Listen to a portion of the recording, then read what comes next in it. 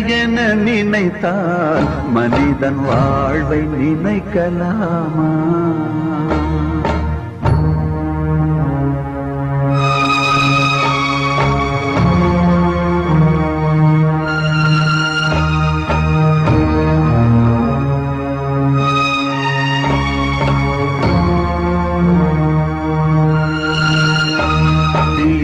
இல்லை தூரம் விடியும் மனதில் இன்னும் ஏன் பாரம்?